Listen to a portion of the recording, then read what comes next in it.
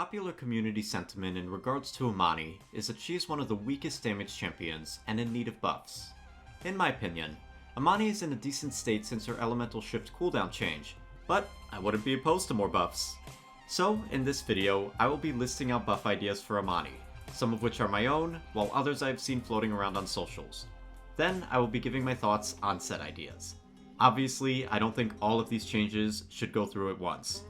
The goal of this video is to create a discussion surrounding potential changes for Imani. Before we start with buff ideas, I want to mention what Imani's problems are. Currently, Imani has lower than average DPS for the damage class. She is also quite frail with low self-sustain and a channeled movement skill. Her ultimate can be quite easy to counter, and like all champs, Imani has a few useless loadout cards.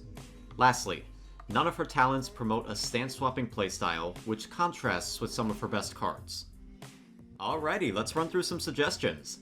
Starting with an increase in base HP going from 2200 to 2300. The Maldamba treatment. The extra 100 health would make Imani a little more durable and more likely to survive a duel. It would also ease up the need for bonus HP in loadouts, so I could see this allowing for more loadout diversity. I don't necessarily think an HP increase would fix Imani, but it would be nice. Every little bit of health helps. Now onto the Frostbolts, starting with increasing Frostbolt damage from 440 to 500. This change would up the DPS of the bolts from 880 to a clean 1000. An obvious solution to remedy the issue of Imani not keeping up DPS-wise against other champs. It is pretty embarrassing that a few support champions have a higher DPS than the Frostbolts. While it is the simplest solution and probably one that would make Imani more lethal, I'm not too big a fan of this change. I feel that this would make Imani less about stance swapping and comboing, and more about just spamming Frostbolts for the higher DPS. I think there are more creative ways to aid Imani in the damage department. Increase Frostbolt size by 10 to 15%, a change aimed at increasing consistency with the bolts. A few patches ago, Cassie got a projectile size increase, and I commented on how that would have been nice for Imani instead. As someone who primarily uses the fireballs and their ginormous hitbox, it is a bit jarring to swap to ice and suddenly be missing all of my shots. A small increase to the projectile size of the bolts would be welcome by me. Revert the Frostbolts to the release version, where they fire once every 0.8 seconds dealing 650 damage. I've seen this idea a ton since Imani got her Frostbolt rework in 2020. Of the ideas here, this is my least favorite. The main reason is because this change would lower Imani's DPS from the current 880 to 812. I also quite prefer the faster Frostbolts when compared to the slower ones. It aids in making a distinction between Imani's two fire modes.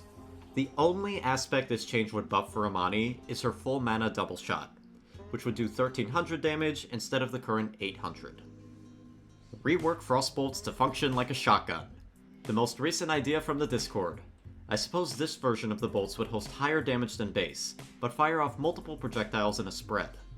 Imani having a shotgun up close would bolster her anti-flank status, and I do think it would aid in battles against tanks. But I do worry that this would make Imani a bit awkward to play at mid-range, since fire stance can sometimes be too slow for that. Also, I feel like the firing animation would look a little janky with multiple ice pellets shooting at once. Next is one suggestion for the Pyreballs. Revert the Pyreballs to the initial release version. These fireballs took 1.6 seconds to fully charge, but dealt 1100 damage.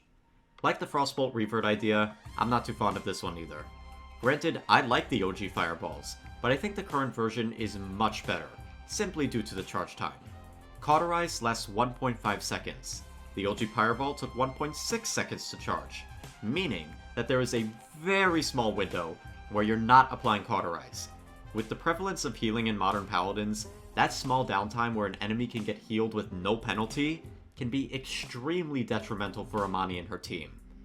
Also, 1100 damage Pyreballs would be busted with Mana Rift, since you could 2-tap most champs at base. In my opinion, the Pyreballs feel perfect as is. They don't need changing. Moving on to a suggestion for the Frostfire Glide. Increase the glide's move speed by 10%. Frostfire Glide is quite slow without the Pyretic Momentum card, so increasing it would aid in Imani's survivability. Also, like the HP buff suggestion, this would potentially open up some more loadout flexibility for Imani as well. Time to heat things up with the Inferno Cannon. Fix the Inferno Cannon momentum bugs. Not really a buff suggestion, but if you've been on my channel for a while, you already know about this. The issue is, when using the Inferno Cannon in the air, Imani's momentum gets delayed. You take longer to change directions, making you vulnerable. And also, if you get hit by a displacement skill, you lose all your momentum and directional inputs won't work. Fixing this should be a must. Alternatively, a workaround fix for the Inferno Cannon would be to introduce knockback immunity to it, similar to the Frostfire Glide. Revert Inferno Cannon's damage to 110 per tick. Between this and the momentum bug, the Inferno Cannon really lost its edge. Originally, this was Imani's power move, posting her highest DPS and allowing her to melt down helpless opponents. Now, at 100 damage a tick, the damage is kinda meh. With the new item Trigger Scent, you can boost Imani's damage by 10% after getting a kill. And I just gotta say, Inferno Cannon feels so much better at 110 damage. Please bring it back. If we don't want to flat out buff the Inferno Cannon's damage, another idea I had was, introduce damage fall off to the Inferno Cannon. Damage up close starts at 110 per tick in a 40 unit range, falling off to 100 per tick between 41 and 80 units, then finally falling off to 90 per tick between 81 and 120 units. This change would allow the Inferno Cannon to have more of a kick at close range with the higher damage, while also easing up on Reddit frustrations of the cannon being too good at long range. Most likely, the cannon would be the same as now since most Imanis play in mid-range. Lower the move speed penalty of Inferno Cannon from 40% to 20%. Simple change that would make the cannon less of a death sentence to use.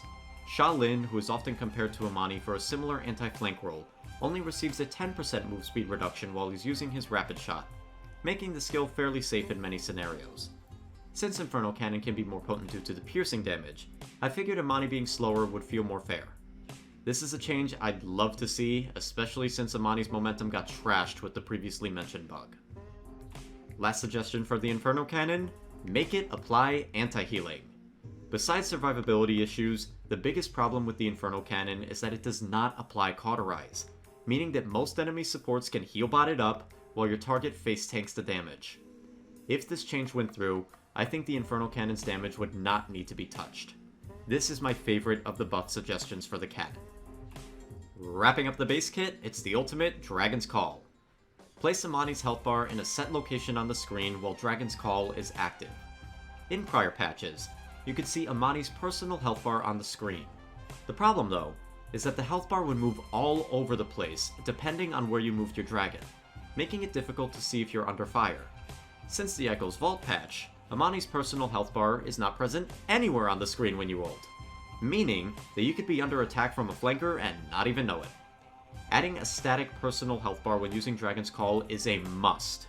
Knowing when to cancel the ult early is vital in preventing an unnecessary death. I think this subtle change would aid the ultimate quite a bit. Grant Imani 25% damage reduction while Dragon's Call is active. I remember seeing this change suggested a long time ago, but I'm not a fan. Sure, it makes Imani more durable when ulting, but it doesn't remedy the issue of her being vulnerable while the ult goes off. Add a secondary fire to Dragon's Call, the equivalent of a Pyromania Fireball. This attack will take 1 second to charge and deal 800 damage in a 20 unit area. The skill will have a 4-second cooldown. This idea is one I've had for quite a while now. One issue with Dragon's Call is that the dragon moves quite slow and needs to be in close range to deal damage. I am opposed towards buffing the close range strength of the dragon, either by increasing its health or move speed. However, I'm quite fond of giving the dragon a ranged attack to use in the midst of repositioning. This attack is a slightly better Pyromania Fireball, taking 1 second to charge instead of 1.2. However, the attack will go off automatically, and does incur a slight cooldown. This is to prevent spamming, and to keep the dragon's primary close range strength intact. Of the ideas here, this is my favorite. Granted, it wouldn't change much about Imani in the long term, since it only applies to her ultimate, but the idea of raining down fireballs from a huge dragon in the sky sounds so fun. Now that base kit ideas have been laid out, let's move on to loadout cards. One issue I take with Imani's cards is that her stance swapping options are the best, making for little loadout diversity amongst Imani players. My goal with many of these cards is to allow the option for solo stance play, as well as giving Imani access to some better survivability. I haven't seen much talk about loadout cards in regards to Imani, so most of these suggestions are of my own design. Keep in mind, like always, it's not so much the numbers that matter, but the principle. Let's start with one armor weapon card, Elemental Grace.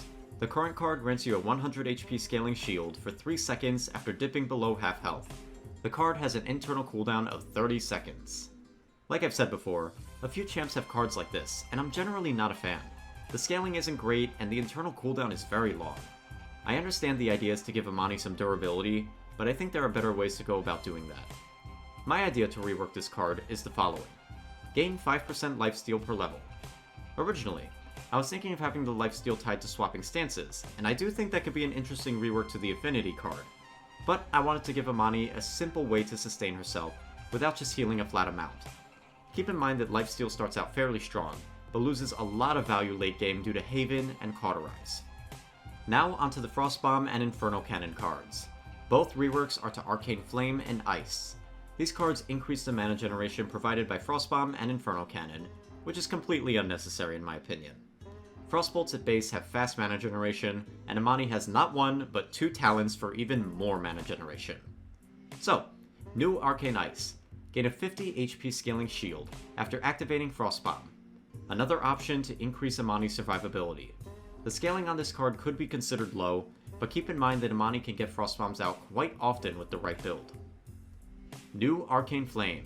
Hits with Inferno Cannon reduce the cooldown of Frostfire Glide by 0.075 seconds scaling. One of my favorite strategies with the Inferno Cannon before they gutted it is what I called the Firefly combo. This is where you would use your Frostfire Glide to gain a vantage point, and then rain down on your opponents with the Inferno Cannon. While fun, the combo would leave you vulnerable since you used your movement skill to engage. This card would change that. Currently, Imani only has the Discipline card to reduce the cooldown of Frostfire Glide. Meanwhile, the Frostbomb and Inferno Cannon both have 2 options for reducing their cooldowns. Onto the Elemental Shift cards. Let's start with the hot topics, Draconic Will and Discipline. With the recent cooldown change to Elemental Shift, both of these cards had 3-second internal cooldowns placed on them.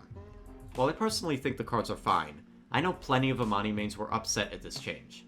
So an idea I had was to reduce the scaling of both of these cards from 0.6 seconds to 0.3 seconds, while removing their internal cooldowns. When perfectly timing the current Draconic Will card, the cooldown on Frostbomb and Inferno Cannon can be brought down to 6 seconds. When perfectly timing the new cards, the cooldown can be brought down to that same 6 seconds. This is mainly a player perception change. However, to achieve the full cooldown benefits with the new cards, players would have to be stance swapping every second, whereas before, they only had to do so once every 3 seconds. Another internal cooldown card is Elemental Barrier. This card heals Imani for 50 scaling when using Elemental Shift, but there's a 5-second internal timer. My suggestion is to simply wipe that timer. The card's healing is already quite low, and besides, to gain the most benefits from this card, Imani would have to stay out of Cauterize and constantly swap stances, which means that she won't be contributing any damage for her team. Last of the cards is Affinity. When Imani released, this was her strongest card as it reduced the cooldown of Elemental Shift. Now that that cooldown has been lowered to 1 second at base, the new effect grants you 5% scaling damage reduction for 2 seconds after using Elemental Shift. This card has an internal cooldown of 5 seconds. While it sounds strong, this card is very inconsistent. Elemental Shift is a tempo skill that is often used in the heat of combat. Unlike damage reduction on a calculated movement skill, you could be wasting your DR when you don't want to. Then you won't have it when you actually need it due to the internal timer. I have 2 suggestions for this card. The first is to remove the internal timer, but lower the uptime of the damage reduction from 2 seconds to 1.2 seconds. This removal of the internal timer would allow players to intentionally swap stances when they need the DR in a pinch. The lower 1.2 second uptime is there to reflect this. The other idea, and a bit of a wonky one. Using Elemental Shift grants you 15% damage reduction for 0.1 second. The duration of the damage reduction increases based on the number of weapon shots hit in the prior stance. The DR would have a max uptime of 5 seconds. So to explain this one a little better, level 1 card. You're in nice stance, you hit 2 shots, then swap to fire. Imani would have 15% damage reduction for 0.2 seconds. Now for the level 5 card. Same scenario, 2 shots, then swapping. Imani would have 15% damage reduction for 1 second. The idea with this card is to give Imani some agency when it comes to her damage reduction. I think it would be fun, but I do worry that this version of the card would face the same issues that the current card does, and I also worry that it could be too complicated for a loadout card and should possibly be a talent. Speaking of talents, we got a few talent ideas to share before we wrap up. Let's start with Pyromania. The first suggestion is to increase its damage to 900 a pop. Simple change that would make the talent more potent. The next change is one I thought of a while ago, which is to increase the direct damage of the Pyreball to 1000, but keep the AoE damage starting at 800. I still like this idea, but I think it would be too strong now, due to the increased mana generation the Pyromania talent provides. The last idea for Pyromania is to merge it with Splitting Ice, but remove the increased mana gain from fire. Currently, both talents provide the same function, which is granting AoE damage to Imani's primaries.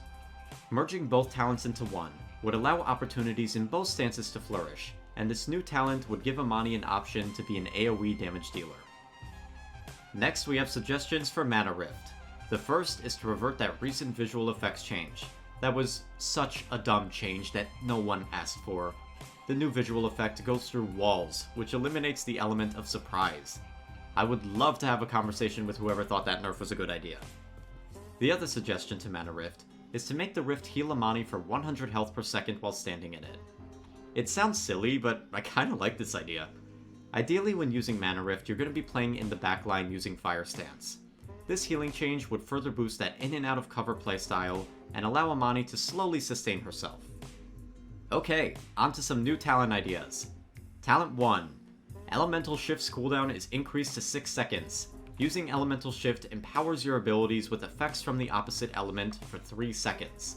Ice attacks deal an extra 100 damage over 3 seconds, while fire attacks slow targets hit by 15% for 1 second. Like I said, Imani is lacking a proper stance swapping talent. The increase in damage to ice attacks would accomplish the goal of adding more kick to the Frostbolts, and I think the slow and fire stance would be quite potent, particularly from the Inferno Cannon. I do think both of these effects are quite strong, hence the cooldown increase to Elemental Shift. I'm not sure if this talent would be popular though, because having Elemental Shift at a 1 second cooldown feels so nice. I don't know if I could go back to 6 seconds. Talent 2. Elemental Shift's cooldown is once again increased to 6 seconds. Using Elemental Shift causes Imani to explode with elemental energy in a 20 unit AoE. Switching to fire deals 500 damage over 3 seconds and increases your movement speed by 20% for 3 seconds. Switching to ice deals 250 damage and boosts Imani's defense by 20% for 3 seconds. My inspiration for this talent was Merlin from Smite. I really like the idea of exploding with energy when swapping elements. I wanted to combo that with a stat boost upon swapping, hence the bonus effects of move speed and damage reduction. However, once again, the cooldown increase to shift might be too much to bear. Also, I worry that the bonus effects might be too strong. If this talent were to go through, the affinity card would obviously have to be reworked again. Talent 3. Frostfire Glide now runs on a resource meter that takes 10 seconds to fully recharge. Each second of use consumes 25% energy. While Frostfire Glide is active, leave behind elemental pillars once every 0.2 seconds that deal 150 damage and slow enemies by 15% for 2 seconds. Of the talent suggestions here, this one is my favorite. In general, I'm a big fan of talents that further mobility, and this one is no exception. This talent would allow Imani to be less restricted with her mobility, which could allow for some new playstyles to emerge. The resource meter taking 10 seconds to recharge would actually be a slight cooldown decrease over the current 12-second cooldown we have now. I admit, I was inspired by Omen's Darkstride when it came to the elemental pillars. However, unlike Darkstride's trail being an afterthought, Imani players can be quite strategic in placing their traps. And that's going to wrap up this little vid of Imani buff suggestions. Which ideas are your favorite? Which are your least favorite? Do you think Imani even needs changes? Let me know down below. Don't forget to clap that like button and laser down that sub button. Snatching the bell is also a great way to stay in the loop. As always, I'm YellowNinja, and peace.